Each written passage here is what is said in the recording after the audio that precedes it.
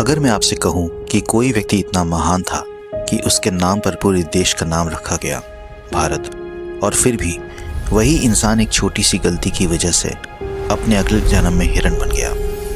अब सबसे बड़ा सवाल, अगर इतना महान राजा गलती कर सकता है तो क्या हम भी वही गलती हर दिन नहीं कर रहे?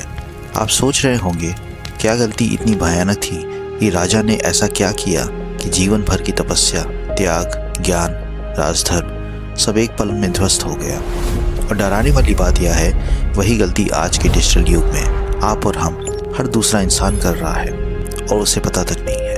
कहानी बहुत सरल है, लेकिन उसकी सीख इतनी भयंकर है कि अगर आपने इसे समझ लिया तो आज के बाद आप किसी भी छोटी डिस्ट्रैक्शन को हल्के में नहीं लेंगे।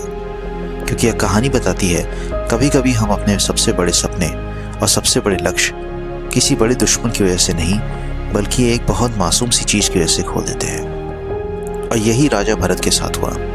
एक ऐसा राजा जिसका नाम इतिहास में अमर है, एक ऐसा योगी जिसने सब कुछ त्याग दिया, लेकिन एक छोटा सा मोह उनका पूरा भविष्य बदल गया। ये कथा है श्रीमद् भागवत महापुराण स्कंद 5 में वर्णित राजा भरत की। यहाँ मैं रामायण श्री राम के भाई नहीं, बल्कि राजा भरत जो ऋषभ देव के ज्येष्ठ पुत्र थे उनकी बात कर रहा हूँ। वे इतने प्रतापी थे कि इसी भूमि का नाम भारतवर्ष पड़ गया। उनकी वीरता, नीति शक्ति और प्रशासन क्षमता इतनी अद्वितीय थी कि उनके राज्य में हर ओर समृद्धि ही समृद्धि थी। लेकिन समय के साथ एक सवाल उनके भीतर गूंजने लगा, क्या जीवन केवल राज्य, राज सिंहासन और वैभव है, या कुछ ऐसा भी है जो मृत्यु से भी पार ले जाए? और एक दिन उन्होंने राजधर्म, परिवार, विलास सब छोड़ दिया, सिर्फ एक लक्ष्य के लिए, मोक्ष। राजा भरत गंडकी नदी के किनारे एक शांत आश्रम में रहने लगे। न कोई दास दासी, न सेना, न राजमहल, बस नदी, पहाड़, पेड़ और भगवान का ध्यान। उनका हर क्षण आंतरिक शांति से भरा था। लेकिन कहते हैं, जहाँ तपस्या होती है वहाँ परीक्षा भी होती है। एक दिन अचानक जंगल में शेर की दहाड़ गूंजी। एक गर्भवती हिरनी डर कर तेज नदी में कूद पड़ी। हिरनी बच नहीं सकी, लेकिन नदी ने उसका छोटा कंपकपाता बच्चा किनारे ला छोड़ा। वह दृश्य देखकर राजा भरत का हृदय पिघल गया। उन्होंने छोटे हिरण को उठाया और आश्रम ले आए। शुरू में सब सामान्य था, लेकिन धीरे धीरे राजा भरत का ध्यान भगवान से हटकर पूरी तरह हिरण पर टिक गया। क्या उसने खाना खाया? कहीं उसे ठंड तो नहीं लग रही? कहीं शेर फिर से तो नहीं आ जाएगा? तपस्या धीरे धीरे टूटने लगी। वह हिरण अब उनका मोह बन चुका था। समय बीता और मृत्यु का क्षण आया, लेकिन उस अंतिम क्षण में राजा भरत के मन में न भगवान थे, न मोक्ष की इच्छा, बस एक ही चिंता थी, मेरे बाद इस हिरण का क्या होगा?